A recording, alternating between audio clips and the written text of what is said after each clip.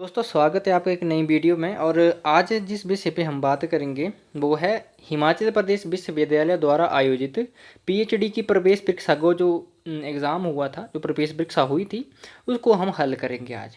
ठीक है। देखिए, ये जो परीक्षा हुई थी ये स्मृति पर आधारित है। ठीक है, क्योंकि इसके जो प्रश्न पत्र हैं वो कोई जो प्रश्न पत्र होता है वो हमें नहीं दिया जाता है, वो उसको ले लेते हैं। ठीक है। तो मैंने खुद ये परीक्षा दी थी और इस परीक्षा में मुझे लगता है कि 35 से ऊपर ऊपर तक मुझे प्रश्न याद थे और मैंने वो प्रश्न इस परीक्षा में आपको देने की कोशिश की है। इस परीक्षा के जो प्रश्न थे, और इस परीक्षा के लिए एचपीयू जो पीएचडी की प्रवेश परीक्षा करवाता है उसका पैटर्न क्या होता है, सिलेक्शन की जो पद्धति है वो किस तरह से सिलेक्शन होती है इसमें, और किस विषय में कितनी सीटें होती है वो भी मैं आपको बताऊंगा। देखिए, जब मैंने पीएचडी के लिए मैं तैयारी शुरू करी थी मैंने खुद, तो मुझे पता नहीं था कि किस तरह का ये पैटर्न होता है एग्ज़ाम का, और इस तरह के बहुत सारे विद्यार्थी होते हैं उनको नहीं पता होता कि किस तरह से प्रश्न पूछे जाएंगे, और वो इस हड़बड़ाहट में जो वो गलतियां कर बैठती हैं। ठीक है। तो ये भी हमें पता होना चाहिए कि परीक्षा किस तरह की होती है और उसका जो सिलेक्शन का क्राइटेरिया होता है, ठीक है, वो क्या होता है। ठीक है। तो देखिए, हिमाचल प्रदेश विश्वविद्यालय जो है वो साल में 2 बार परीक्षाएं करवाता है पीएचडी की। ठीक है। एक बार वो डायरेक्ट एडमिशन होती है। डायरेक्ट मीन्स कि जो जेआरएफ हैं उनकी एमए के आधार पर, यानी कि एमए के आधार पे आपकी सिलेक्शन होगी। ठीक है। वहाँ पे जो सिलेक्शन का क्राइटेरिया है वो होगा एमए। ठीक है। और जेआरएफ आपका होना चाहिए। ठीक है। और एमए के आधार पे आपने जितने आपके नंबर होंगे उस हिसाब से आपका मेरिट में आने पे आपका सिलेक्शन होता है। ठीक है। और दूसरे, जब वो पीएचडी के लिए प्रवेश परीक्षा करवाता है, ठीक है, तो प्रवेश परीक्षा में जो उनका क्राइटेरिया होता है सिलेक्शन का वो होता है कि उसमें आपको 80 नंबर का पेपर होता है। ठीक है। तो अपने अपने सब्जेक्ट में अपने अपनी तरह का होता है, परंतु अगर मैं हिंदी की बात करूं तो हिंदी में होता है 40 नंबर के जो वो एमसीक्यू होते हैं। ठीक है। और 40 नंबर के ही डिस्क्रिप्टिव क्वेश्चन होते हैं। ठीक है। तो देखिए, मुझे नहीं पता था, जब मैं इस परीक्षा को दिया था मैंने, तो मुझे नहीं पता था कि डिस्क्रिप्टिव क्वेश्चन भी होते हैं, और मैंने उसकी तैयारियाँ नहीं की थी, और मैं जो वो 2 नंबर से इसमें रह गया था। ठीक है। देखिए, जो एमसीक्यू क्वेश्चन थे उसमें जो मैं सेकंड टॉपर था, परंतु जो डिस्क्रिप्टिव क्वेश्चन थे उसमें मैं पढ़ा नहीं था, पता नहीं था इतना अच्छी तरह से कि डिस्क्रिप्टिव क्वेश्चन भी आएंगे, क्योंकि मैं एचपीयू का स्टूडेंट नहीं था। तो इस तरह से होता है, आपको पता होना चाहिए। मैं सारी इन्फॉर्मेशन जो है वो देने की कोशिश करता हूँ, क्योंकि मेरे जैसे विद्यार्थी, बहुत सारे ऐसे विद्यार्थी होते हैं जो कभी साल 1.5 साल से तैयारियाँ कर रहे होती हैं। ठीक है। तो उनको सारी चीज़ें पता होनी चाहिए, तो उसी तरह से अपनी रणनीतियाँ बनाते हैं वो। ठीक है। तो आपको ये पता चल गया। और 80 नंबर का कोई ये पेपर होता है, और उसमें 20 नंबर लगते हैं आपके नेट और जेआरएफ के। ठीक है। 20 नंबर, यानी कि आप 80 में से जितने आप नंबर लेते हैं उसके आपको 20% बीटेज लगती है। ठीक है। तो इसमें अलग अलग कैटेगरी के लिए अलग अलग है। जैसे नेट जेआरएफ होगा तो उसको 20% बीटेज लगेगी। इसी तरह से अगर एमफिल है तो 15% लगेगी। और इसी तरह से नेट के साथ सेलेट है, ठीक है, सेट एग्ज़ाम आपका क्लियर है, तो उसका अलग अलग तरह से होता है। ठीक है। तो आपको परीक्षा पद्धति का पता होना चाहिए। ठीक है। क्राइटेरिया किस तरह का होता है, तो ये आपको पता चल गया। और इसके साथ एक प्रश्न है कि कितनी सीटें होती। देखिए, एचपीयू जो वो कम से कम 10 या 12 सीटें जो एक विषय में होती हैं, तो अभी हिंदी में 8 सीटें थी, और जब डायरेक्ट एडमिशन हुई थी तो एचपीयू में ने हिंदी के लिए 13 सीटें निकाली थी। ठीक है। तो ये सारे प्रश्न तो हो गए, इस सारे प्रश्नों के उत्तर मैंने दे दिए आपको। हमें पता भी होना चाहिए क्राइटेरिया क्या है। ठीक है। परीक्षा किस तरह की होती है।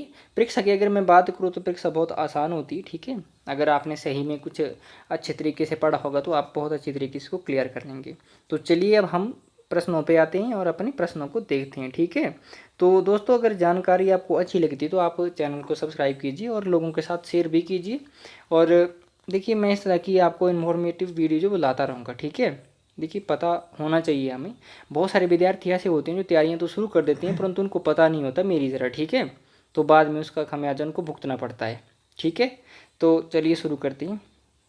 जो प्रश्न संख्या 1 है, ठीक है, ये 40 एमसीक्यू क्वेश्चन थे और ये स्मृति पर आधारित हैं। मैंने खुद ये परीक्षा दी थी और मुझे याद है ये प्रश्न। ठीक है। 35 से ऊपर ऊपर प्रश्न होंगे यहाँ पे। ठीक है। तो प्रश्न बहुत आसान थे। ठीक है। सिर्फ डायरेक्ट प्रश्न थे, यानी कि फैक्चुअल प्रश्न थे ये। तो सबसे पहला प्रश्न है कि हिंदी साहित्य के आदिकाल को सिद्ध सामंत युग किसने कहा। ठीक है। मैं जल्दी जल्दी पढ़ाऊंगा आपको।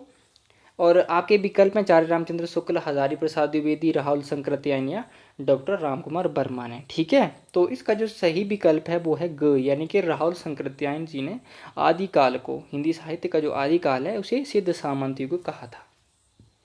देखिए अब प्रश्न संख्या 2 की बात करें तो नई कविता के प्रतिमान किसकी रचना है। ठीक है, ये आलोचनात्मक पुस्तक है।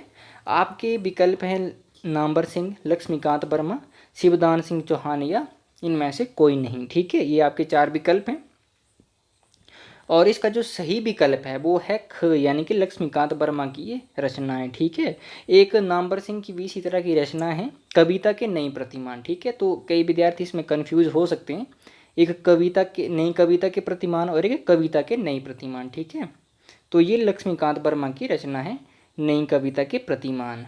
ठीक है, अब हम चलते हैं प्रश्न संख्या अगले पे। मिस्टर अभिमन्यु किसका नाटक है। ठीक है, देखिए फैक्चुअल क्वेश्चन है, डायरेक्ट पूछ लिए गए हैं तो आसान है ये। मिस्टर अभिमन्यु नाटक किसका है। ठीक है, आपके विकल्प हैं लक्ष्मीकांत वर्मा, लक्ष्मी नारायण मिश्र, लक्ष्मी नारायण लाल या लक्ष्मी नारायण सिंह। ठीक है, तो इसका जो सही विकल्प है वो है ग, लक्ष्मी नारायण लाल का ये नाटक है। ठीक है, अब हम प्रश्न संख्या अगले पे चलते हैं और प्रश्न संख्या जो अगली है वो है बेकन विचार रत्नावली नाम से किसने बेकन के निबंधों का अनुवाद किया। ठीक है, आपके विकल्प रहे अयोध्या सिंह उपाध्याय हरिऔध, महावीर प्रसाद द्विवेदी, हजारी प्रसाद द्विवेदी या जगन्नाथ दास रत्नाकर। ठीक है, तो आप जब आप इन प्रश्नों को सॉल्व करेंगे तो आप जो वो वीडियो को पॉज करिए, क्योंकि मैं जल्दी जल्दी बता रहा हूँ आपको। ठीक है, तो वीडियो को पॉज करके आप खुद का मूल्यांकन कीजिए कि हमारे कितने प्रश्न ठीक हो रहे हैं इसमें।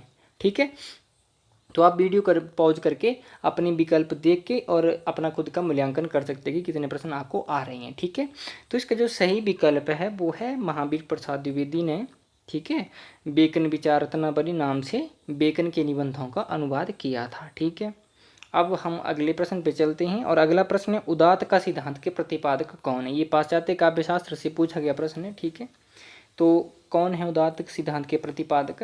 तो आपके विकल्प हैं प्लेटो, अरस्तु, लोनजाइन्स या इनमें से कोई नहीं। ठीक है, ये आपके 4 विकल्प हैं। तो लोनजाइन्स जो हैं वो उदात्त सिद्धांत के प्रतिपादक हैं, इसका जो सही विकल्प है वो ग हो जाएगा। ठीक है, अब हम प्रश्न संख्या अगले पे चलते हैं और प्रश्न संख्या अगली है हमारी रीतिमुक्त काव्य धारा का कवि है। ठीक है, रीतिमुक्त काव्य धारा का कवि इनमें से कौन है। ठीक है, तो आपके विकल्प हैं बोधा, बृंद, मतीराम या भूषण।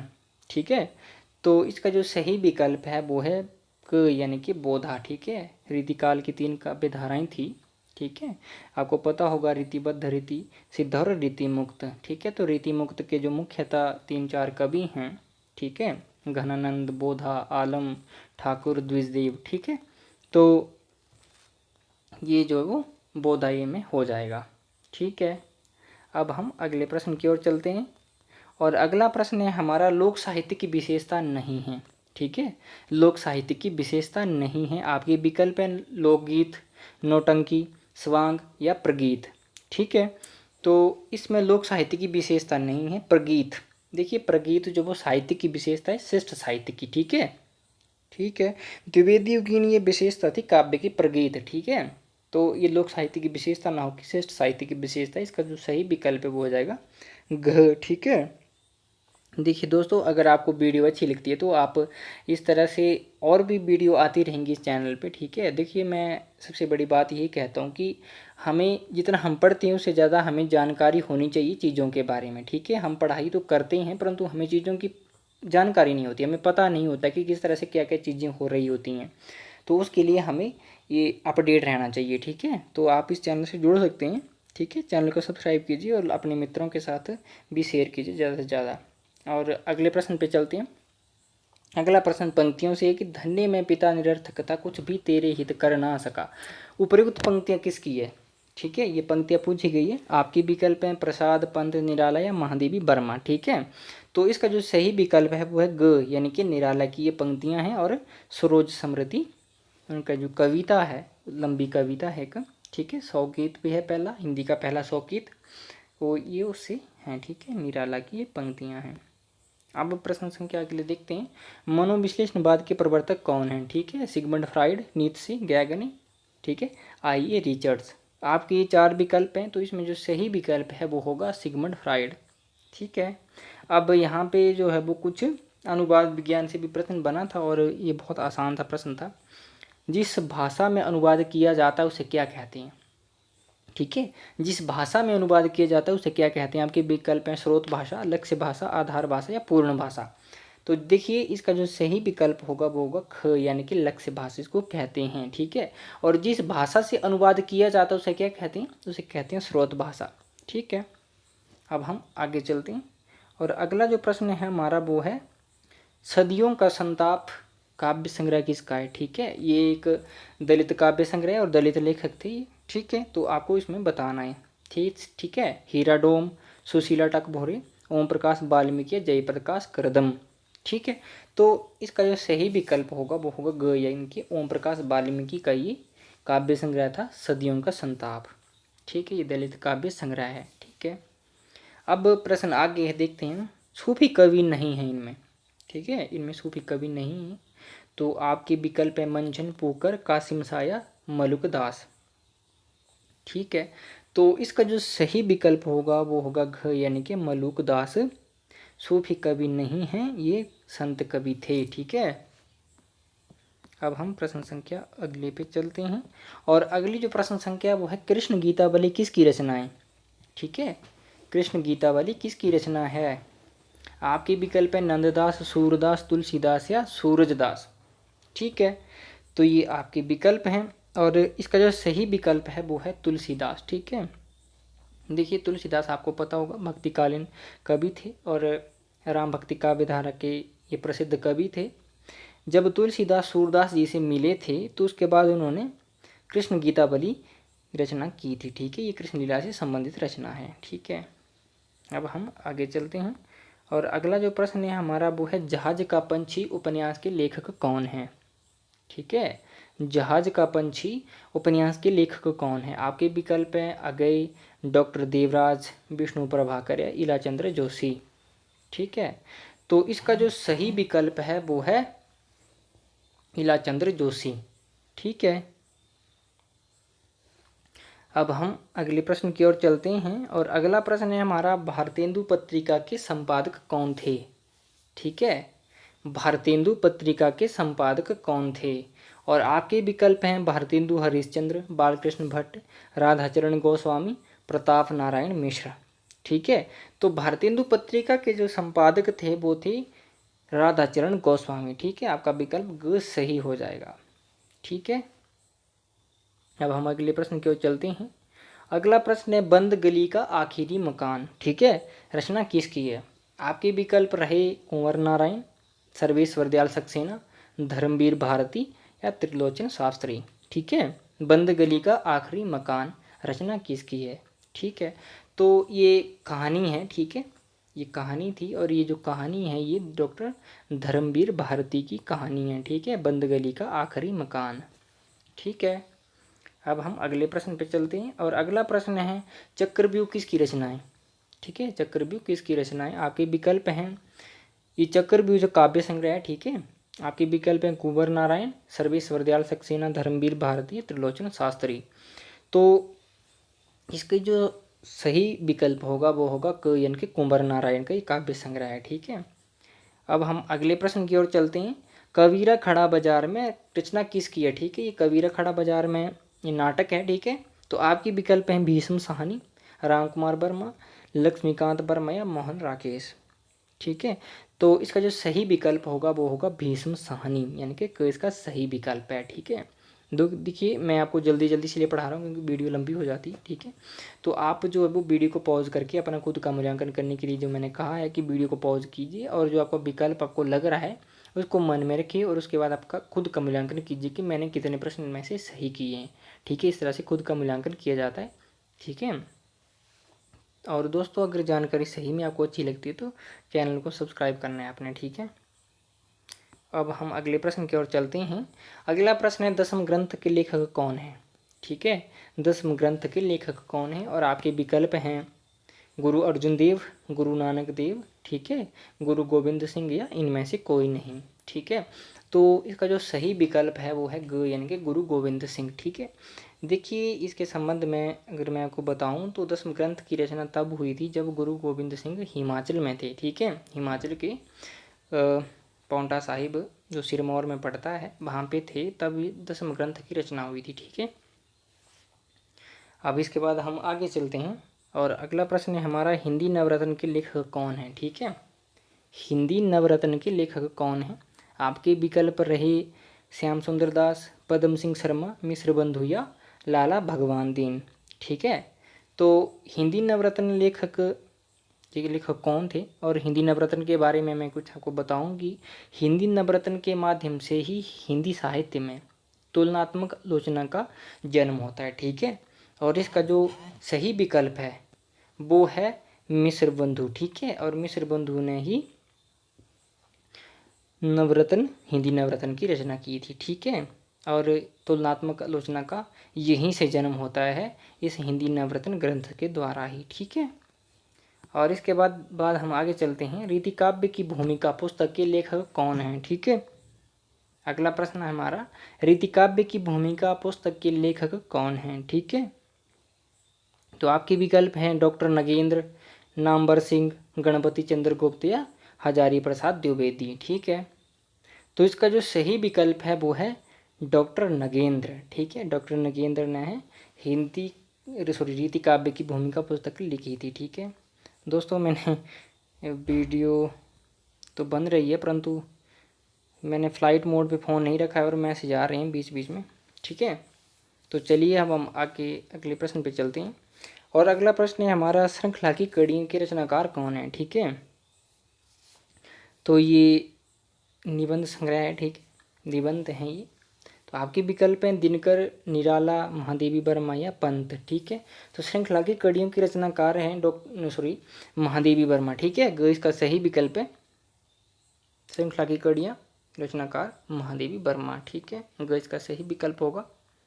अब हम आगे चलते हैं और आगे चलने के बाद हमारा अगला प्रश्न है, ठिठुरता हुआ गणतंत्र निबंध के लेखक कौन हैं। ठीक है, आपके विकल्प हैं हरिशंकर परसाई, विद्यानिवास मिश्र, विवेकी राय, इनमें से कोई नहीं। ये 4 विकल्प थे आपके सामने और इसका जो सही विकल्प था वो था हरिशंकर परसाई। ठीक है, ठिठुरता हुआ गणतंत्र के लेखक थे ये। ठीक है, और इसके बाद एक और निबंध से प्रश्न था, तुम चंदन हम पानी के लेखक कौन है। हरिशंकर परसाई, विद्यानिवास मिश्र, विवेकी राय या अगय। तो ये आगे 4 विकल्प थे और इसका जो सही विकल्प था वो था विद्यानिवास मिश्र, यानी कि इसका सही विकल्प होगा। ठीक है, और इसके बाद हम अगले प्रश्न पे चलते हैं और अगला प्रश्न है, आओ पे घर चलें उपन्यास की लेखिका कौन है। ठीक है, ये लेखिका से संबंधित एक प्रश्न बना है, तो ये उपन्यास है आओ पे घर चलें। उषा प्रेमवदा, प्रभा खेतान, ठीक है, मनु भंडारिया, कृष्णा सोबती। ठीक है, तो इसका जो सही विकल्प है वो है ख, यानी कि प्रभा खेतान। प्रभा खेतान का ये उपन्यास था। ठीक है, तो अब हम आगे चलते हैं। अगला प्रश्न है, रस कलश के रचनाकार कौन हैं। ठीक है, रस कलश के रचनाकार कौन है। तो आपके विकल्प हैं महावीर प्रसाद द्विवेदी, अयोध्या सिंह उपाध्याय हरिऔध, आचार्य रामचंद्र शुक्ल या डॉक्टर नगेंद्र। ठीक है, तो रस कलश के रचनाकार जो हैं वो है अयोध्या सिंह उपाध्याय हरिऔध। 1932 में इसकी रचना होती है। ठीक है, अयोध्या सिंह उपाध्याय हरिऔध इसकी रचना करते हैं और ये काव्यशास्त्रीय ग्रंथ था। ठीक है, अब हम अगले प्रश्न की ओर चलते हैं। अगला प्रश्न था हमारा, व्यक्ति विवेक के रचनाकार कौन है। ठीक है, तो आपके विकल्प थे भामा, दंडी, क्षेमेंद्र या महिम भट्ट। ठीक है, तो इसका जो सही विकल्प होगा वो होगा घ, यानी कि महिम भट्ट व्यक्ति विवेक रचना के रचनाकार थी। काव्यशास्त्रीय ग्रंथ था। ठीक है, और एक काव्यशास्त्र से और प्रश्न बना है। प्रश्न था, औचित्य संप्रदाय के प्रवर्तक कौन है। ठीक है, तो ये संप्रदाय आपको पता होगा, संस्कृत काव्यशास्त्र में 6 संप्रदाय थे। भरतमुनि का आपको पता होगा रस संप्रदाय, रस संप्रदाय के प्रवर्तक भरतमुनि। अलंकार संप्रदाय के भामा। ठीक है, फिर आपको रीति संप्रदाय का पता होगा वामन थे। ठीक है, ध्वनि संप्रदाय के आनंदवर्धन थे। ठीक है, औचित्य संप्रदाय के ये आपको पता है, औचित्य संप्रदाय के प्रवर्तक क्षेमेंद्र हो जाएगा इसमें। ठीक है, और एक बकरोक्ति संप्रदाय कुंतक बच गया था। इस तरह से 6 संप्रदाय चले थे ये। ठीक है, संस्कृत में। और इसके बाद हम अगले प्रश्न पे चलते हैं। अगला प्रश्न है, कौन सी भाषा देवनागरी लिपि में लिखी जाती है। ठीक है, कौन सी भाषा देवनागरी लिपि में लिखी जाती है। आपके विकल्प है कन्नड़, तमिल, मराठी या मलयालम। ठीक है, तो इसका जो सही विकल्प होगा वो होगा ग यानी कि मराठी। ठीक है, और इसके बाद हम अगले प्रश्न पे चलते हैं और अगला प्रश्न था हमारा अपभ्रंश को अभीर। ठीक है, अभीर होगा यहाँ पे, अभीर प्रिंटिंग संबंधी मिस्टेक है। ठीक है, तो यहाँ पे आभीर होगा। ठीक है, अपभ्रंश को आभीर भाषा किसने कहा? आपके विकल्प हैं भामा, दंडी, बामन या विश्वनाथ। ठीक है, तो इसका सही विकल्प है वो है ख यानी कि दंडी ने अपभ्रंश को आभीर भाषा कहा था। ठीक है, अब हम अगले प्रश्न पे चलते हैं और अगला प्रश्न है हमारा पूर्वी हिंदी की बोली नहीं है इनमें। ठीक है, अवधी, बघेली, बुंदेली या छत्तीसगढ़ी। तो इसका जो सही विकल्प है वो है ग यानी कि बुंदेली पश्चिमी हिंदी की बोली है, ना कि पूर्वी हिंदी की। ठीक है, और अवधी, बघेली और छत्तीसगढ़ी पूर्वी हिंदी यानी कि अर्धमागधी अपभ्रंश भी कहते हैं इसको, उसकी बोलियाँ हैं। ठीक है, अब हम आगे चलते हैं। आगे हमारा जो प्रश्न है वो है पाश्चात्य काव्यशास्त्र के आदि आचार्य हैं। ठीक है, आपके विकल्प रहे प्लेटो, अरस्तु, सुकरात या लॉन्जायंस। ठीक है, तो पाश्चात्य काव्यशास्त्र के जो आदि आचार्य हैं वो है प्लेटो। ठीक है, तो इस तरह के प्रश्न बने थे। प्रश्न हालांकि इतने कठिन नहीं थे। ठीक है, फैक्चुअल प्रश्न पूछे गए थे, परंतु जब हम पढ़ेंगे तभी हम इनका सही उत्तर दे पाएंगे। ठीक है, तो आगे चलते हैं हम लोग। आगे जो प्रश्न है वो है बनारसी दास जैन ने अपनी आत्मकथा को क्या नाम दिया है? ठीक है, ये प्रश्न बना था। ठीक है, तो क्या नाम दिया था ये आपको पता होना चाहिए। आत्मकथा कहा था उन्होंने अपनी आत्मकथा को, या अर्धकथा कहा था, या अर्धकथानक कहा था, या इनमें से कोई नहीं। आपके 4 विकल्प थे। ठीक है, तो इसका जो सही विकल्प है वो है अर्धकथानक। ठीक है, बनारसी दास जैन ने जो हिंदी की पहली आत्मकथा है, ठीक है, वो उनको जिसने नाम दिया था उन्होंने वो था अर्धकथानक। ठीक है, तो यहाँ पे जो है वो मुझे लगता है कि 35-36 क्वेश्चन जो मुझे याद थे। ठीक है, और मैंने वो लिख दिए हैं। ठीक है, और हाँ इतने तो मुझे याद थे। ठीक है, हो सकता है 1-2 प्रश्न जो वो स्किप हो गए हो माइंड से। तो ये जो थे वो MCQ थे, 40 MCQ क्वेश्चन बने थे। और उसके बाद जो है वो 2 प्रश्न जो हमें जो वो विवरणात्मक प्रश्न करने थे। ठीक है, और ये 4 प्रश्न आपको दिए गए थे, 20-20 नंबर के ये क्वेश्चन थे। ठीक है, तो इस तरह के प्रश्न कुछ बने थे। ठीक है, रीतिकालीन द्रवारी काव्य की विशेषताएं थी। ठीक है, हो सकता है कि कुछ इस प्रश्न परंतु इसी तरह का था। ठीक है, हो सकता है कि उसमें शब्दों का कुछ हेर फेर हो सकता है, परंतु प्रश्न इसी तरह के थे। ठीक है, आधुनिक हिंदी कविता की विशेषताएं थी और भक्ति आंदोलन के उदय के सामाजिक कारण थे। ठीक है, और एक आध प्रश्न और था। तो ये जो थे वो इस तरह के प्रश्न बने थे हिमाचल प्रदेश विश्वविद्यालय द्वारा आयोजित प्रवेश परीक्षा में। ठीक है, PhD की जो प्रवेश परीक्षा हुई थी। ठीक है, तो ये मुझे लगता है कि 35-40 प्रश्न तो मैंने याद थे मुझे। ठीक है, 35-36 तो याद थे ही 40 में से, तो मैंने आपको इसके बारे में बता दिया। ठीक है, अगर आपको जानकारी सही में अच्छी लगती है तो आप चैनल को सब्सक्राइब कीजिए और अपने मित्रों के साथ भी इसको शेयर कीजिए। इस तरह की और भी वीडियो मैं लाता रहूँगा आपके लिए, जब जब समय मिलेगा तब तब आपके लिए वीडियो लाता रहूँगा। और हम अब दूसरी जो क्लासें हम चला रहे थे वो भी अब आपको नियमित रूप से देखने को मिलेंगी। ठीक है, कल से वो भी क्लासें आपको देखने को मिल जाएंगी। तो तब तक के लिए धन्यवाद।